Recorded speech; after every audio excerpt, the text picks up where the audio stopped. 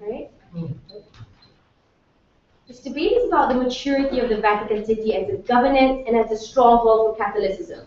This is about the pivotal opportunity provided by the leadership of Pope Francis to become that voice of moderation for Catholicism. And this debate is about acknowledgement and engagement of the gay community as part of our Catholic society, rather than in status quo where we sweep them underneath the rugs and pretend they don't exist because one, we're ashamed by them, and number two, we just don't know how to deal with this community and how to include them. We think this government in today's debate knows how to deal with the gay community, and we think Pope Francis, referring to ourselves, will do a splendid job at it. So what do we want to do as Pope Francis? Number one, we will set down our explicit stance for inclusivity. We want to include LGBT members as part of Catholicism. We think this is absolutely in line with status quo and what Pope Francis has been doing in the past, by telling everyone we are not to judge LGBT members, and these are matters between them and God themselves. Things such as supporting interpretations of scriptures, where even big sinners and atheists are allowed to enter heaven if they are genuinely good individuals. So secondly, we would like to call upon LGBT members within our society to embrace their sexual orientation and identify themselves ahead of time before the exposure is made. We want to give them our blessing and tell them we will not kick them out of church as members of it. But thirdly and ultimately, Pope Francis should expose the gay network in tandem with our new stance. Because we think participation cannot holistically happen if people are still hiding behind the guise of being afraid of social backlashes, then we cannot move forward as a Catholic state. Our stance is we believe this is the best interest of Catholicism and why we create better protection of homosexuals in general. But before our analysis, let's make one thing clear. We understand that this is not something that we can change overnight. We understand there will be short-term backlashes from many members within the community. But we think this is a timeline debate. In the long run, we're able to create intergenerational changes. We believe it's massively beneficial to the Catholic Church in three ways. Here are my arguments. Number one, we think it is the imperative of Catholicism to be perceived as relevant to modern society. Number two, why there are excessive harms to gay members of the Catholic society. But thirdly, why there is a duty of transparency to the Catholic congregation. Let's look at the imperative of Catholicism to be perceived as relevant. Because we think that modern history has shown that a moderation of religion is absolutely possible, and it's made possible due to those excessive benefits to the religious institution. Because religion exists to serve society and to show society how to live their lives. So if your audience rejects you and think you are irrelevant, the entire purpose of your institution is made redundant. This is why we focus so much on proselytization. We need to keep our religious institution absolutely relevant to society. So where does this lack of relevance stem from? We think there's a severe problem with Catholicism right now that is extremely permeated. When Pope Benedict argued against contraceptives, there was a huge backlash against not just other moderates, but even members within the Catholic community. Catholicism has been on a decline ever since. We think the explicit objective of the College of Cardinals when they decided to elect Pope Francis is because they recognize that Pope Francis is the very voice of moderation. And we think this policy absolutely fulfills the role of why they wanted to elect Pope Francis in the first place. So currently the perception of Catholicism is being held as archaic, as dogmatic, and most importantly, discriminatory. Why? We need to juxtapose that perception with the prevailing opinions of modern society as it is right now. It is an accepted premise that individuals are born with a leaning of sexual orientation, that LGBT individuals can sometimes be victims of the birth lottery. So also a fact of the religious community is that God created people the way that they are. You create an incoherent sound that exists in modern society that is absolutely non-digestible to moderates, that God created people for the express purpose of them being condemned for the rest of their lives and being sentenced to hell. This reduces their moral legitimacy, but most importantly, it creates cognitive dissonances even within moderates and your own followers, because moderates in general believe in LGBT rights in general because there's no third-party harm to practicing your sexual orientation. So you cannot make that kind of resolution between your belief in rights and God's stance of condemning people and as the express purpose of their creation, and that's why the Catholic society loses absolute relevance to modern society. We see when institutions like the Anglican Church appointed Reverend Colin Coward as the first gay priest, it was the first time when they perceived as more relevant and proselytization was being more effective under those circumstances. Second argument, excessive harms to gay members of the Catholic society. But before that, any yours? Why can't these individuals come out when they're genuinely prepared, when they know they can fight the war successfully internally? We think that moment in time will never come without this policy. There will never be an organic change if the Catholic institution does not take the stance and it forces them to acknowledge their identity because they always fear social backlash, and social backlash will always exist until we push for the social change to create long-term changes so that people in the future can make a voluntary decision to identify themselves. Secondly, excessive harms to gay members of the Catholic society. Acknowledging that people are born with LGBT, Mrs. Speaker, and this is like a commonly accepted fact, within the archaic stance of the Catholicism where gays are all like condemned to hell is the absolute largest sin that you can commit. You have created an artificial barrier of entry to becoming a religious member and to becoming pious as part of the Catholic society. And we think the worst part is when there are gay members from the Vatican society. They exist in every part of the world. It's impossible to say that there are no gays in the Vatican City. We believe you create two main harms. Number one, you force these individuals to continuously reject themselves and live with the self-guilt that they are evil, they have evil gay tendencies, and I don't deserve to live in heaven. You create acute psychological trauma, bearing in mind that these individuals are extremely pious, that they want to live their way in the way of God, but they can never do so because of inherent biological tendencies. You create an active victimization of people who are just sincerely victims of the birth lottery. We believe that's morally unconscionable for the very institution who wants them to become pious to tell them they can never be pious because of their orientation. The second harm, we think you push these individuals out of Catholicism altogether because you create a mutually exclusive premise where if you become gay, then therefore you are not religious, then many individuals are disincentivized to connect and identify themselves with the religious principles of Catholicism, and that's how they shouldn't suffer. But lastly, duty of transparency to the Catholic congregation. Within much like politicians and public figures, members of the church are leaders of their congregation. They lead people in every segment of their lives and show them how to live their lives. Their identity must be made accountable, and therefore transparency must happen. We believe this is also for the greater good because secrecy creates social harms, and secrecy has harmed the Vatican City in the past. When the Pope decided to condemn sexual abusers in the past, but decided to keep the identity anonymous, the entire Vatican City rounded up against it. Acknowledgement means we need to be transparent, we need to be honest about who we are in order to generate tolerance and acceptance and moderation. To continue to hide behind those guises will create massive amounts of speculation and distrust of individuals that are much worse on the ground, and that's why the people who are being led are bound to know of the identity of the people who are leading them. We think for all of these reasons, Mr. Chair, there is a larger social benefit they're achieving for the religious institution, for the religious community, and for the gay community in general. There might be short-term harms they are caused in the meantime, but we think those are all sufficient trade-offs to create long-term beneficial changes for the Catholic Church. We're very proud to propose. Thank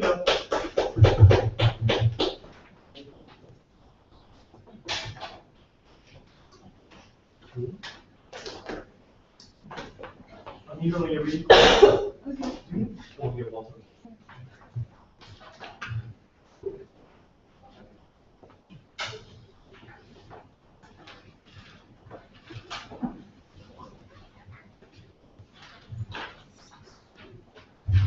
Ladies and gentlemen, we understand that Pope Francis is explicit in his support towards the LGBT group, and we're perfectly fine with that.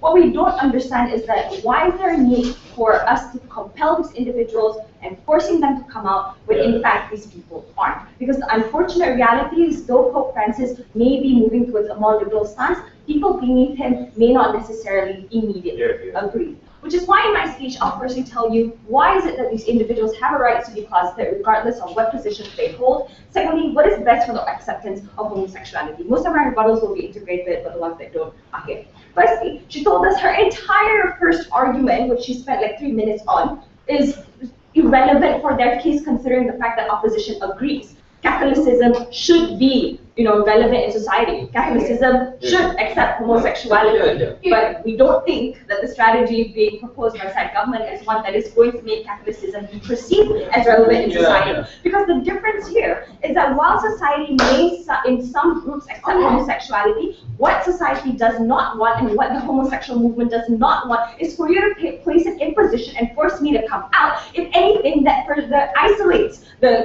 Catholicism that is propagated by the Catholic Church. But secondly, she told us that, well, the time of acceptance will never come unless the proposal is in the picture. Guys, calm down. Pope Francis just, started being explicit about supporting the homosexual movement. More and more homosexual movement groups are coming out. We don't think it's fair for you to be rash and make a decision today when in fact he only made this statement a year ago. We think organic change can happen. You need to calm down. Don't make rash decisions. Going into my arguments.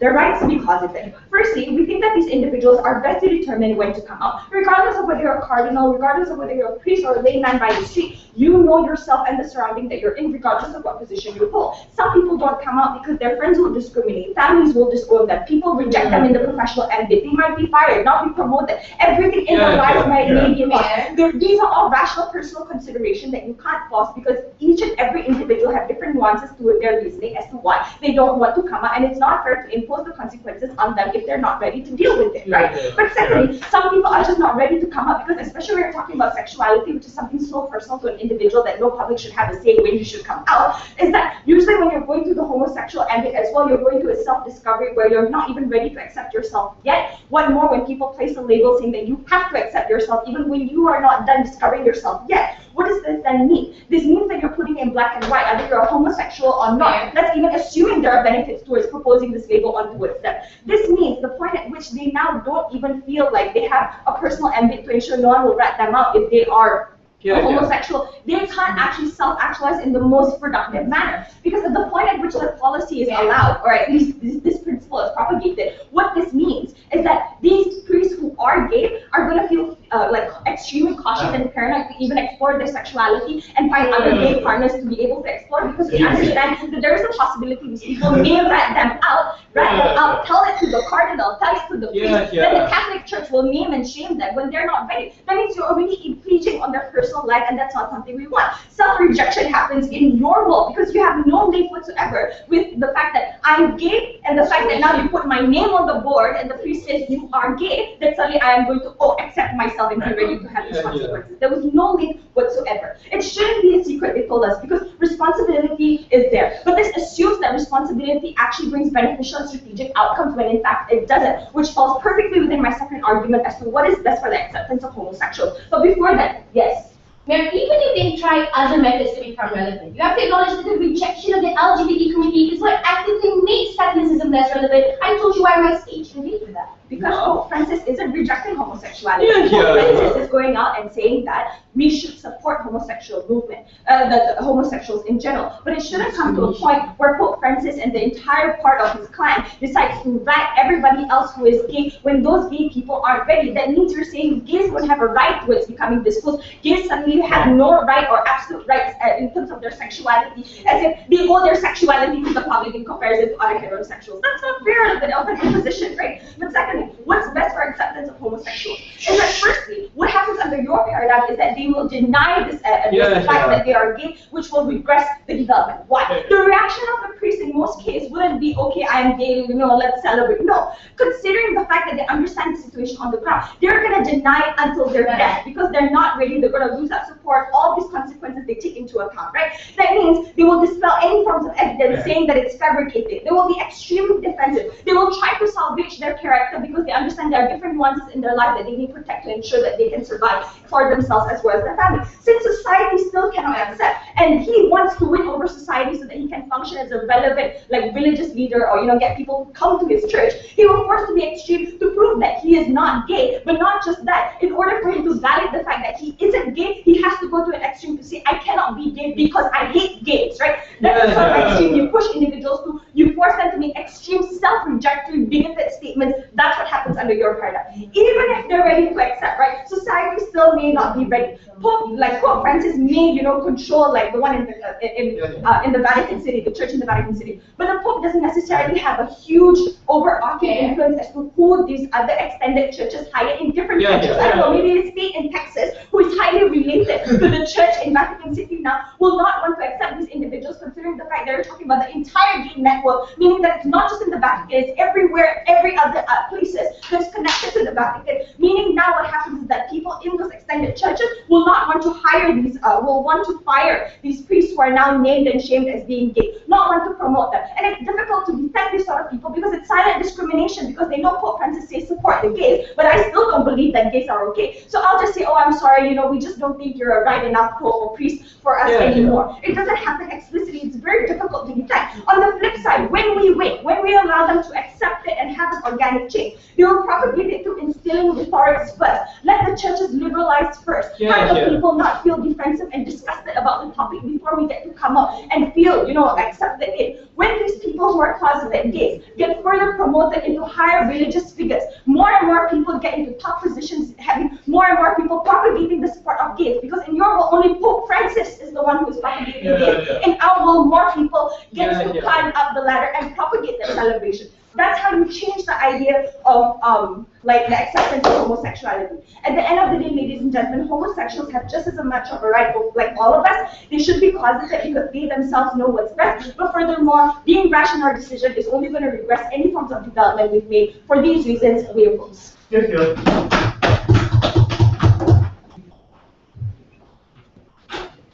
Ashok, your reason?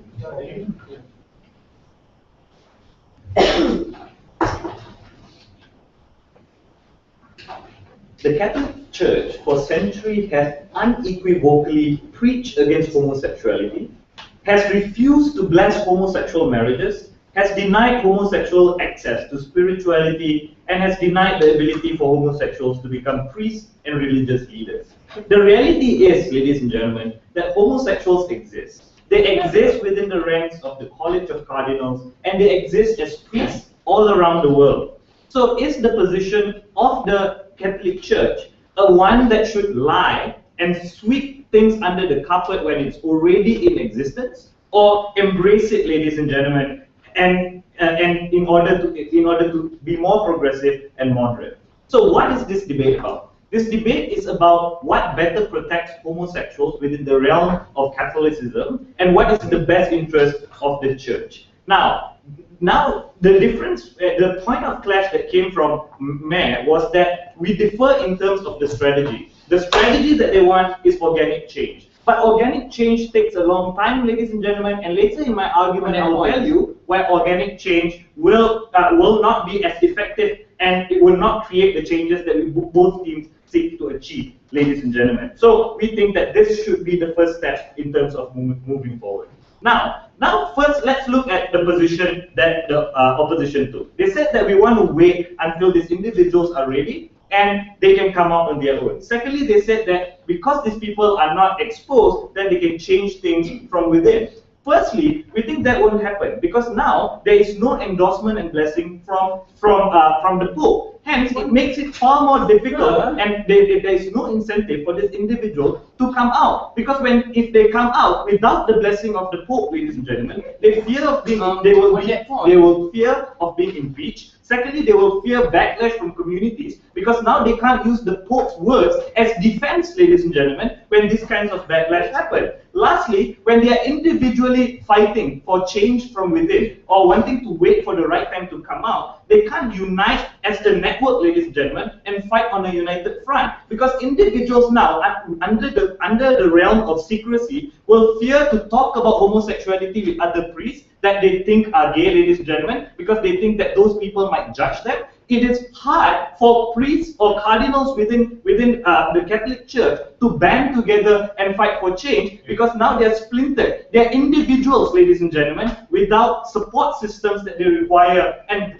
the blessing by the Church gives them that support system. It gives them the incentive to come together and come out, ladies and gentlemen, to explain themselves. Secondly, we think that the right for you to maintain silence, especially maintain in the closet, ladies and gentlemen, is not absolute when your position is of a higher position as a priest or as a cardinal. And we think, firstly, before I move on why that right is not absolute, we think there is a disingenuous characterization by Mac that these people are still discovering their sexuality. These people are gay, ladies and gentlemen. We know that the motion states that we should expose people that are gay, not people that are still discovering, for example, ladies and gentlemen. Now let's look at why the right is not absolute, because it has to be balanced with the harms to society. What is the harm? Firstly, hypocrisy on the part of the Church harms the ability for the Church to operate. Why is this so? When the Church, point to the example of the sexual abuses of children that occurred and the refusal of the priest to expose people that were committing the sexual abuse, made the Church lose a lot of credibility because the Church seems to be complicit and to endorse these kinds of behaviors, ladies and gentlemen.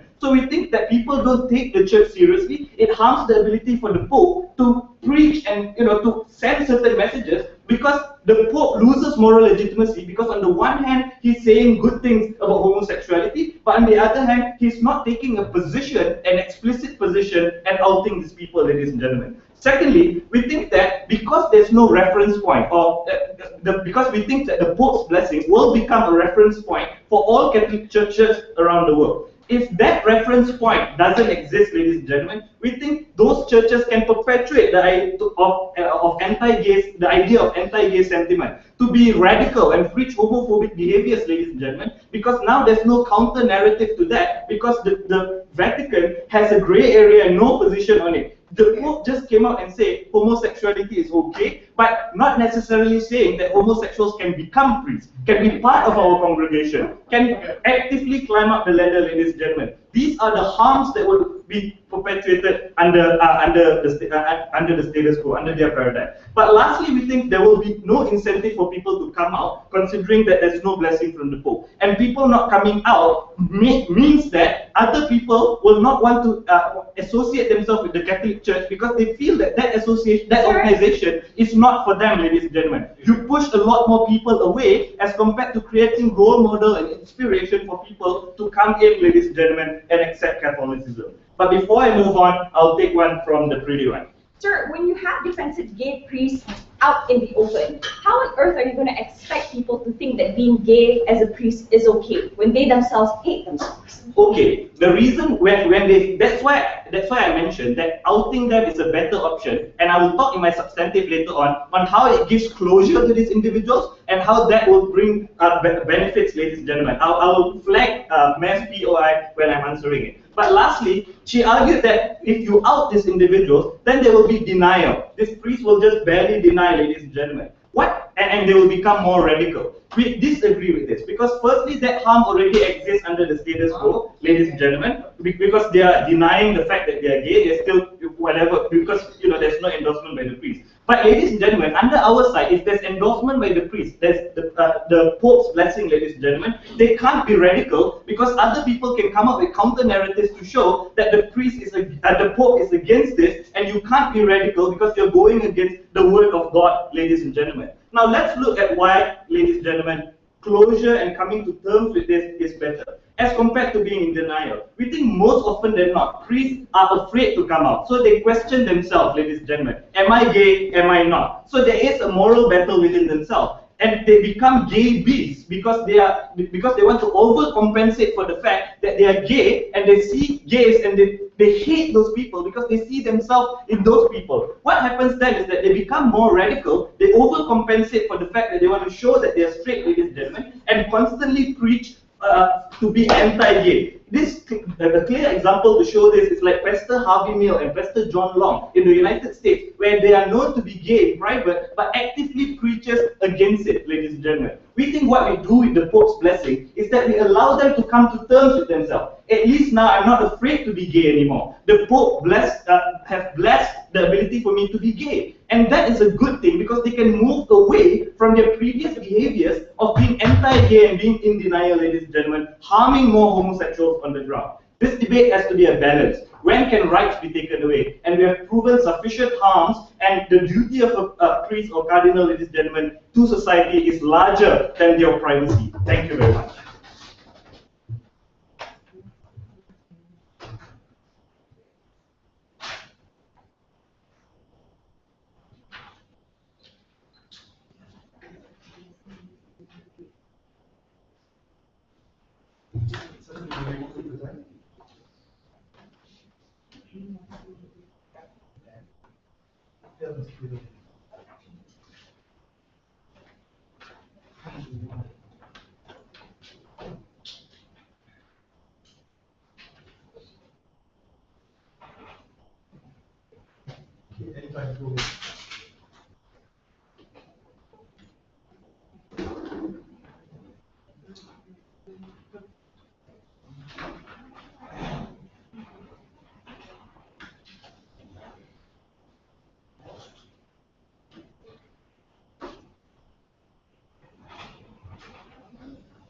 Shafiq, you should have listened to our case. we think the Pope should endorse the homosexual movement. However, the Pope should not endorse a policy of hostility, of unraveling individuals who think that they're incapable of dealing with societal pressure, but more importantly, individuals who will most likely be expelled by the system, thus disallowing them to fight internal power structures internally. Let's be clear. Organic change has worked in the past. If you look at the hidden contraception movement, which initially started in the 1990s, which at the end was forced by Pope Benedict to be accepted in 2004, that was accepted because initially, before he became the Pope, Mr. Speaker, was able to conceal the identity, garner support to ensure that the church has sufficiently liberalized, and then come up as a collective force under your policy forcing that out at a premature stage is simply insufficient. The success of a movement is contingent upon the hands of individuals when they feel comfortable to come out, when they're political to come out, and the support to come out. You will destroy any kind of traction you have gained thus far. That is the clash in this debate.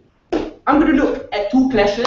The first clash is to why organic change can work in the status quo and how your policy will destroy that. Second, we look at this big assertion. Once we force them out, suddenly everyone will embrace them. We think the contrary group will be there. But before that, a lot of rebuttals. Firstly, they said, fighting internally is really hard because the underground network can't coordinate with one another. Two responses. There's a reason why we call this a gay network, ladies and gentlemen. It's because this network has worked successfully in coordinating with one another. If you look at Carlo Maria Vigiana, the second administrator towards the Pope, who herself has agreed that this network is so strong enough, ladies and gentlemen, it's not strong enough, it's small enough, but can coordinate sufficiently because it is small in nature under status quo. The reason why this is true, because priests around the world are largely interconnected to one another. They can share their feelings, they can share their train of thought. That's what becomes a network under status quo. Sit down. You will destroy and fractionalize that network. The point is some people feel uncomfortable that they want to come out, and some people feel comfortable. You create hostility when you're individuals who support the forceful policy of coercion, and some people don't. You will destroy the coordination which you want so much. Then they told us, guys, the motion states that these are gays, they don't need to experiment. Well, even if you accept that premise, keep in mind that these gays are uncomfortable to come out in public because familiar reasons, maybe because they know they will lose the congregation for not being able to persuade the congregation as a straight person to accept homosexual ladies and gentlemen. But more importantly, the most important harm, this priest won't be able, sit down, this priest won't be able to sexually gratify him or herself because he's living within a cautious environment. Maybe the person who I have sex with will read towards the Pope or will be the information to provide proof that I'm homosexual. That means I will choose to be a celibate, destroying my ability to even become a homosexual comedian. No response from Shafi. We think that's a massive harm. Sit down. But then they told us, the Pope must be consistent. It is inconsistent for the Pope to endorse but not take a position. Do it. Taking a position does not mean you need to force people out. That is a freaking hostile position to begin with. Endorsement is a sufficient stance which you need to take. We don't think hostility means inconsistency. That is ridiculous. Finally, they said we will lose support of individuals on the ground. Well, as an average reasonable person, would you likely affiliate yourself to a church which does not employ an environment of hostility, which forces people out, scrutinizes their life in private, condemn them, discriminate them? Maybe you are more likely to join a church which accepts you as a homosexual when you genuinely feel that you are comfortable to come out, unless when your policy, you force them out. We think that's just untrue. Sit down.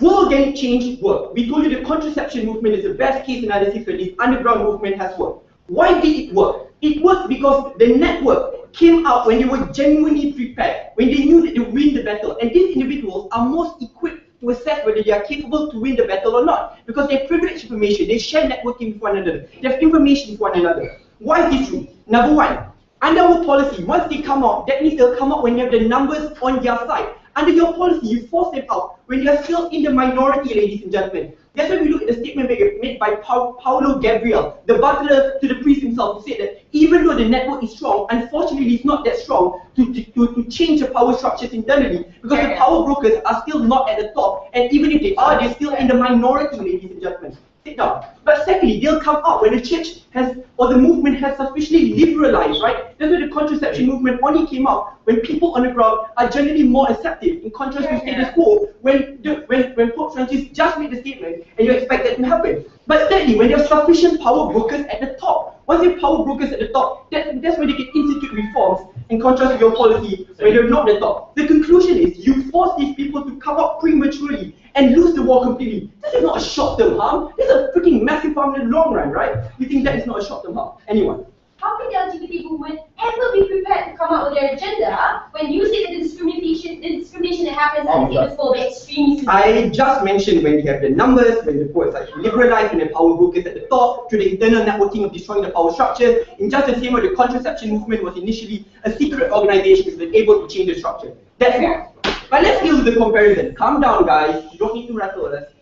The assumption from that side is once we force them out, everyone will embrace this movement. It is untrue. We told you that public denials will happen. Shafiq's response was, oh, by the status quo, they're already denying. That's untrue. We don't ask them to deny because we don't force them out. Obviously, they don't need to deny the status quo. But even if you want to say, oh, but we have evidence to show that these individuals are homosexuals, unfortunately, these evidence are often testimony. So it becomes a word-to-word battle where means becomes much, you'll be forced under wild goose chase, ladies and gentlemen. Even if you want to push like videos and pictures, often that means there's a breach of privacy. That means the church cannot disclose this to begin with. But we think often these people, you force them into a defensive position. You force them within the defensive position where they are forced to become homophobic in order for them to win the support of the people on the ground, even if they're homosexual. You ask them to do something which is so inhumane to themselves in order for them to remain a true Christian. We think that's when the rhetoric will be against you as well. But more importantly, ladies and gentlemen, we told you that you don't need to fight the movement only when you have come out. You can fight the structure internally, like how the contraception movement did it, ladies and gentlemen, when you coordinate with one another. But more importantly, when you use the rhetoric, that presumably that you are a straight person, and you convince your congregation that homosexuality should be allowed. As a straight person, when you wear that straight identity, it's more convincing, because people don't think you're biased, that you are homosexual. We think that rhetoric is unbelievably persuasive, ladies and gentlemen. But keep in mind, even if they do embrace and they don't deny it, unfortunately, these people will be fired. They will not be promoted because the Pope is not the one in control in Africa. There are a lot of subset divisions which are in charge, where all these individuals and archbishops will no longer choose to hire them. Any possibility of organic change will be wiped out. At the end of this debate, we should allow individuals who are in the movement to decide when to come out. They'll come out when they can win the war. You force them out, forcing them to lose the war. Your folks.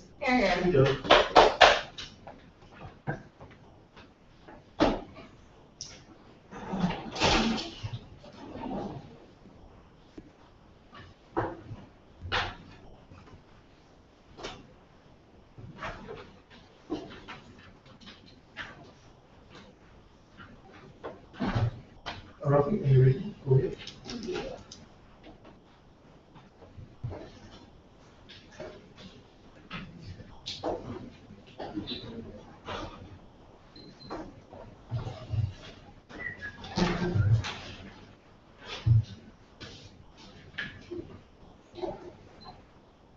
Okay. Mr. Speaker, this debate will be decided on three things. Firstly, whether or not the whole networking idea that came out in the second speaker, which should have come out in the first, will work within an adequate time frame, given that they never gave us an adequate time frame. Secondly, whether or not it's better to have the Pope's active endorsement and blessing for homosexual gay priests, or to go with their whole tacit approval of the Pope. Thirdly, what will make Catholicism more attractive in order to garner more recruits and move them away from this inexorable decline that we've characterized in today's debate. In my speech, I'm going to talk to you about two things. Firstly, is it morally right to expose personal information of these public figures? Secondly, what's best for the Catholic Church in the long run, and how do we best protect homosexuals? So let's get straight to it. Is it morally right to expose personal information of public figures? We on the government side said that because these people are public officials, because they have such profound social impact, because they can garner so much support and rhetoric against homosexuals, we think they have a responsibility to come out. The opposition said they have a right to be closeted, and there will be even more anti-gay rhetoric if our model works. So this clash will be resolved, Mr. Chair, if I can prove that if an individual's best interests are kept at hand and a larger net benefit occurs in society, then we win that clash. Number one, we don't think that it harms individual identity, ladies and gentlemen, if we expose these gay priests. Once you join a religious institution, you promise to be celibate, you promise to wear cassocks instead of like hipster pants. So we don't think that their sexual orientation or their right to explore their sexual orientation or other fashion senses will be harmed, because if they wanted to, they'd just be in the church. Even straight priests can't actualize these rights. Secondly, They told you it will harm the reputation of these individuals and subject them to larger social discrimination. Number one, we tell you that happens anyway under your model, because the subtle support from Pope Francis isn't an active endorsement and like a stamp from the Pope saying that these people deserve to exist and deserve to remain within the institutions that they are in. Secondly, we think your model is contingent on many individuals coming out at the very same moment, ladies and gentlemen, because if they come out individually in different sects of time, they are likely to face the same discrimination and get thrown out of the church anyway. So they need the power in numbers, ladies and gentlemen. I'll talk to you about that networking thing a bit later. Secondly, the second response we have is that this tacit support from Pope Francis leaves the ability for like arch-cardinals and priests and deacons in other countries to interpret these words according to however they want to interpret it. So many cardinals and church leaders twist words around, just like how we twist words in the Bible and in God's words in order to create like really funny religious laws. We think it leaves it up to interpretation when the Pope doesn't actively endorse these individuals, ladies and gentlemen. Let's deal with this whole networking movement thing that only came out in the second speaker. Number one, we say that is going to take a much longer time frame than our model, ladies and gentlemen. Because whilst doing so, these priests are still going to be individually harmed because they can't actualize themselves, but also because all these homosexuals are still going to be harmed in the long run. We think under your model, more homosexuals are harmed in this time frame. Secondly, we think that networking idea only will work if everyone agrees to come out at once and actively endorse themselves. If, ladies and gentlemen, as we see in many political rallies and protests, when people don't turn up, or when people second guess each other as to whether or not, like, oh, is that priest or is that cardinal going to keep his word and come out? We think because you are depending on individuals to choose when they are ready, ladies and gentlemen. We think A, it's going to take a longer time frame, but B, it's not likely to garner that numerical support. Because, ladies and gentlemen, and that's the same reason why for in Malaysia, it's so hard to hold political rallies, because everyone's like second guessing each other. Are you really going to come out of the closet tomorrow? Are you really going to do it? So we don't think that networking idea has as much benefits as what we said. But what are the benefits under our model? We think, number one, the reputation of these individuals are more likely to protect it with the active blessing of the Pope, ladies and gentlemen. The same way how Pope Francis came out and said that atheists, not all atheists are going to go to hell, or like, and that, as a matter of fact, improve the ability of atheists to like have discourses within churches in a lot of cases. Secondly, we think that if the Pope actively endorses and pledges his blessing, we think the church can shelter these individuals from all the harms that they talked about. The example we have here is the Anglican Church during the 70s, when the Archbishop of Canterbury, Donald Cogan, extended amnesty to Caribbeans and blacks who were being discriminated in West Indies and Africa. They essentially, England essentially opened up a migration policy where all these people could come to the Anglican Church and live in England and be a part of that church because they were widely accepted. We think the Vatican can do the same now. We do the same for many other instances or many other minority groups. We think the church can shelter these individuals better when the Pope actively gives his endorsement to these things. We don't think it can happen under your model with tacit approval. Moving on to my second argument, lastly, this idea about them getting defensive and overcompensating by being even more homosexual. We don't think that we can help that anyway, because like if they want to lie, if the truth comes out and they still want to lie, ladies and gentlemen, they're likely to lose support and legitimacy within their congregations anyway. No one's going to take these deacons or priests seriously, and they're not going to work. But last response, even if, ladies and gentlemen, all these harms can occur, we think that public officials are held to a higher standard of care than any other individual in society. Because society has a right to know of the personal attributes of individuals because necessarily they have such profound social impact. So the reason why we expose, for example, like affairs of politicians isn't because there's a large social harm, but because they run on the rhetoric that I am a man of family values, I'm a man of moral and religious values, ladies and gentlemen, which is why we ousted Bill Clinton and his affair with Monica Lewinsky. We think high public officials are held to a high standard of care. Second issue, before that, anyone? Nope. Okay. What's best for the Catholic Church in the long run? The opposition said the Catholic Church will be seen as barbaric. Oh, now you want. Okay. If you want these people to leave because you have to be a celibate to be in the church, then how are you expressing the message that gay people should be? If we want to have a different debate as to whether or not we would accept sexually promiscuous priests, that's a different debate, because that applies to straight priests as well, guys. So that's it. Right. So they said they'll see it as barbaric and evil. So the way I'll resolve the clash is to say that if it improves the image of the church and garners greater social support, we win that clash. Number one, we say that the negative reaction and antagonism that they talked about are coming from the more extreme sects of society. We've already characterized society as progressive and moving forward. So we think that your harm will happen anyway when these priests come out. But we think that more moderates and members of the newer generations are likely to accept this, and we told you that this happens in the timeline. But secondly, even if, ladies and gentlemen, that does happen, the negative perception is only short term, because newer generations, and ever since the fall of the Soviet Union, where democracy spreads throughout the earth, individuals within states are more likely to accept government or state institutions that are transparent and accountable. That's why we don't like it when the Vatican covers up sexual abuse cases. That's why we really like it when governments are transparent and accountable. We think that given that society is progressing in this manner, we think even though they might, for a moment, feel that the Vatican is being evil, we think in the long run, they'll appreciate this transparency and they're likely to see it as a progressive institution and one that is likely to garner greater social support. At the end of the day, we told you that public officials deserve to be, the identity of public officials deserves to be public knowledge. We told you that their harms will happen under their model, even worse, and we told you why the Pope's blessing is particularly important to this bit. We're very proud to propose.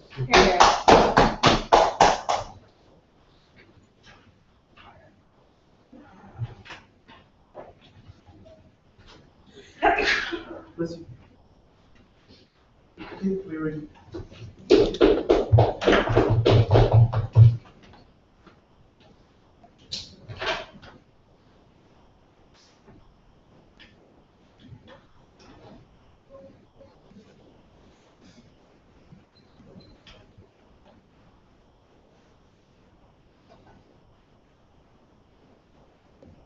In order to expose these individuals, you need to find evidence. The best evidence is of them engaging in homosexual activity. The point at which you do that, and then Rafiq says, oh, it's okay, they can leave the church if they don't want to be celibate. That means you have evidence they have sex, and you want to point them out, and then on the one hand you say we accept gay people, on the other hand you're saying kick them out. By that logic, ladies and gentlemen, almost all of the people you necessarily expose will be kicked out of your church because they're not celibates anymore. Everything you say will be harmed because you're effectively kicking out gay people off churches. Three things, ladies and gentlemen. First, but they lose their debate in the first 30 seconds. First, ladies and gentlemen, mutual exclusivity, because this is something they tried to run away with, right? Oh, we support gay people. No. We already told you we are okay with the Pope providing explicit support and extending support to them. The difference they try to say, oh, but then gay people don't have explicit blessings from the Pope. We are okay with that. When they collectively come out, ladies and gentlemen, and they fight for their rights, we are okay with the Pope saying I explicitly and provide blessings for homosexual individuals who want to come out. This debate is about why do we need to force them to come out and whether or not that gets the traction that you want, right?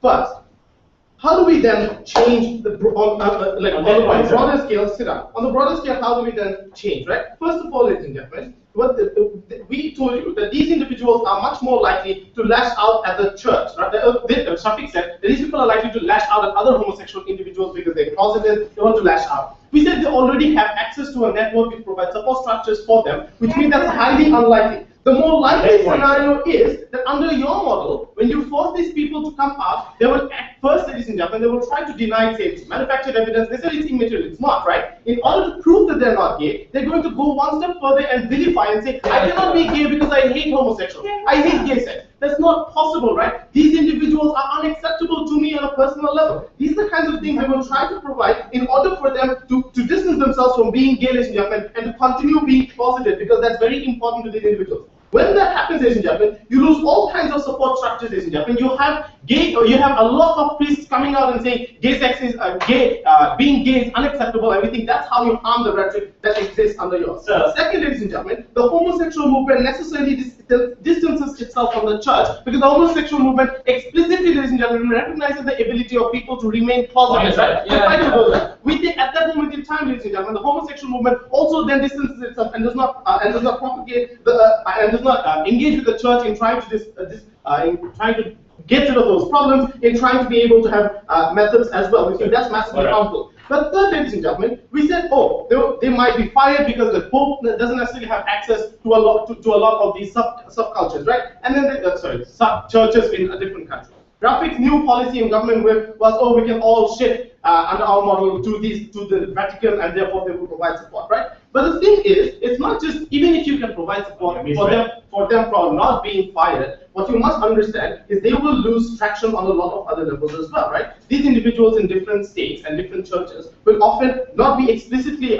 discriminated, but they will not be allowed to be promoted, for instance, in the long run. So in the long run, they will not be able to engage and get into powerful positions. That also means that the point at which, ladies and gentlemen, often some of these people will lose, like people of faith who come to their church when they preach. That means they have less traction to get promoted, to become bishops, to become archbishops, to become cardinals. And that necessarily means that these people cannot get into powerful enough positions to push for the very rights you want them to push. We think, ladies and gentlemen, that is why, under our model, when they remain a network, and as Sadiq pointed out to you, just like a condom distribution network, ladies and gentlemen, we think it's better if they wait until they're in powerful positions to be able to push all those rights. But we also told you on the long run, we do it better because we also have the rhetoric, and this is something that we can engage with either, is the idea that now, these people, while they're closeted, can say, I am straight, but I support the idea of homosexuality. We think that provides a huge rhetoric when they preach in their churches, for instance, ladies and gentlemen, because that means straight, a lot of straight priests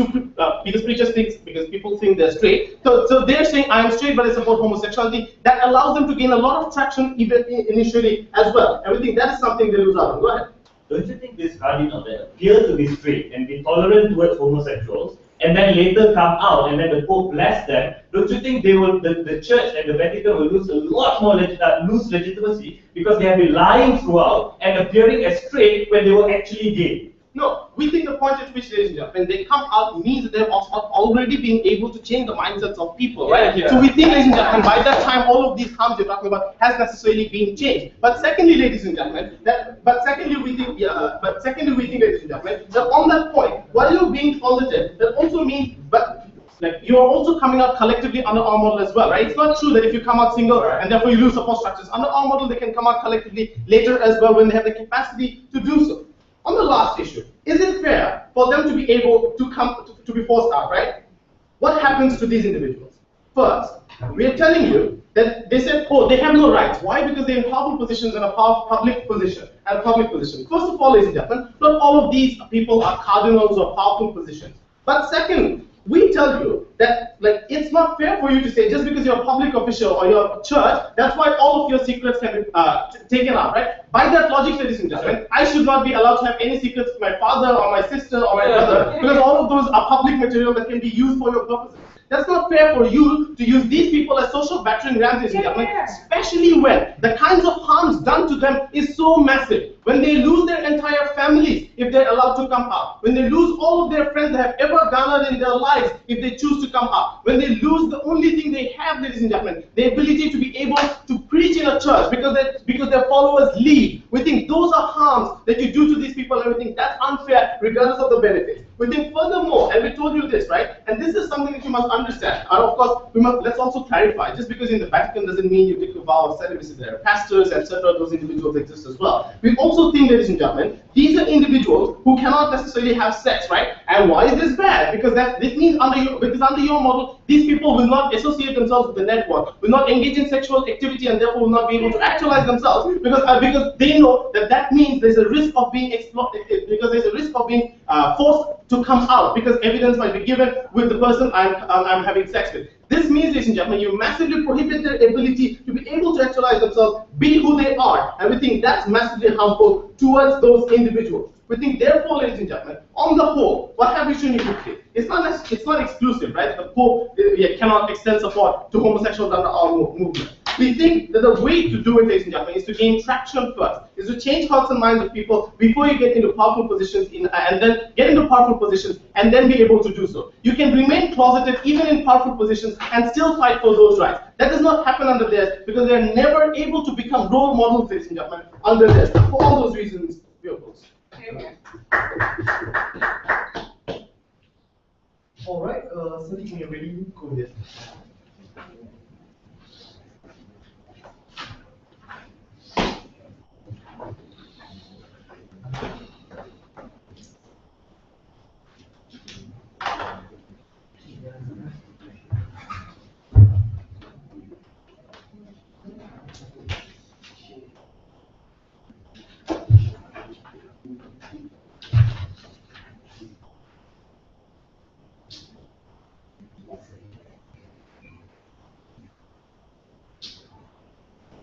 3 questions.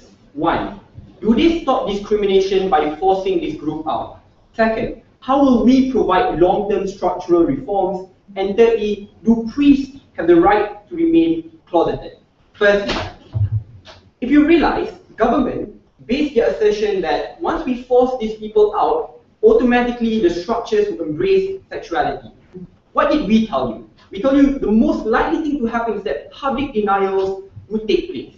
The response which came from Rafiq was that we can't do anything about it. Too bad. We gave you 3 concrete harms why that too bad as a response is not sufficient. Number 1, you force these individuals to deny their sexuality. That is already a principal harm. Secondly, that means this individual's ability to push for homosexual rights as a closeted person will be destroyed because the church will be overlooking that person continuously. Internal change will be hampered. Third, that person will become defensive and hostile, therefore will most likely condemn the homosexual movement. A response saying that it's too bad for you. The conclusion here, ladies and gentlemen, we think it's better to allow the person to come out of his free will, lest resentment be far less. But keep in mind, government's benefits are contingent on the group being strong enough to come out now as a group. We say it's not. Because homosexual priests, which will be revealed by their side, will either be fired or will not be promoted. At least under policy, even if they are closeted, they can fight internally, ladies and gentlemen. They said, oh, but now you allow individuals to come out slowly. No, you don't need to come out. You don't need to fight the power structures when you are no longer a closeted homosexual. You can also fight the power structures internally. And we think that is critical, ladies and gentlemen. So we think discrimination will still happen. Second question, how will we provide change? The biggest attack to our case was that, how will they coordinate underground? We gave you 4 responses. Number 1, we told you the gay network already coordinates well, especially when this was further buttressed with the statement made by Carlo Maria Vigano. The reason why this is true, the second reason, because the priests are interconnected to one another and know each other well. The case study which we use, and this is how you break that down, right? They didn't rebut our case study. The case study is the contraception movement, which was initially an underground movement, which happened in the 1990s.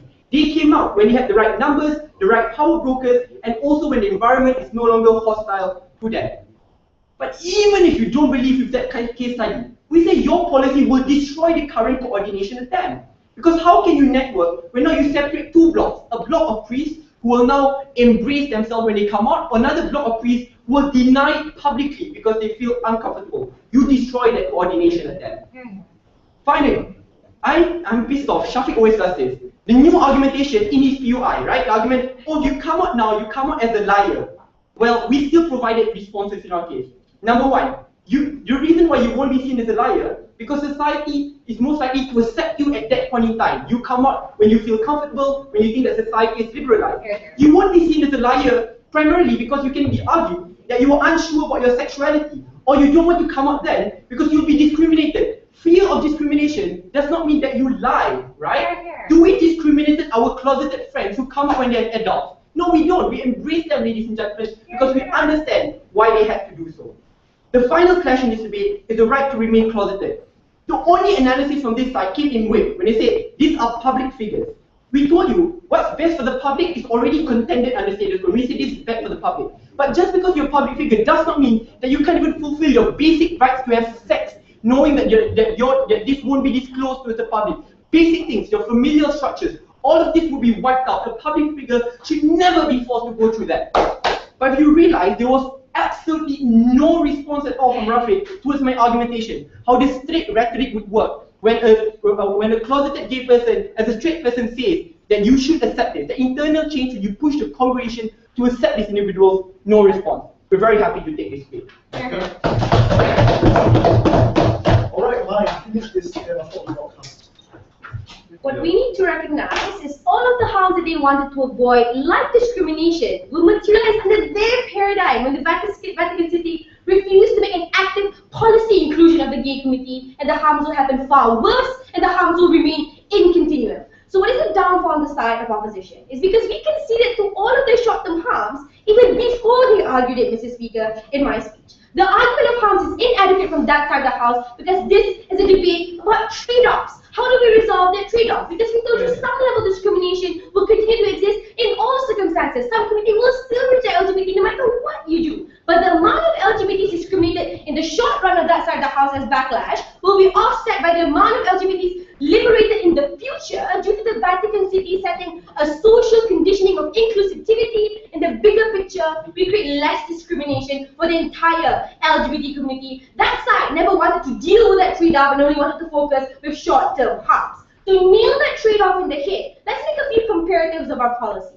Number one, the stance of the opposition's case, because it was extremely unclear. We only understood in DLO's speech that their side is also endorsing gays. But what does that even mean? Because Nell never said they will bless homosexual marriages. She never said rule out gay preachers to be part of the church. She only said because Pope Francis made one statement and therefore it's an endorsement. There is still an active dissimilarity with our explicit policy inclusion of them in all aspects of religion. So therefore you cannot claim all benefits of inclusivity just for that one line that Pope Francis said. So until you do that, there is still no social environment in the Vatican City that allows for voluntary outing to happen and the long-term changes that you say will happen. We told you in the recharacterization in Shafiq's speech, the Vatican City did do explicitly policies such as gays cannot be praised, such as gays cannot be blessed for their marriages. And as you say, discrimination and social backlash will be very severe. So under that side of the house, they refuse to deal with the fact that there's an immense possibility that your organic change will not happen if the Catholic community doesn't push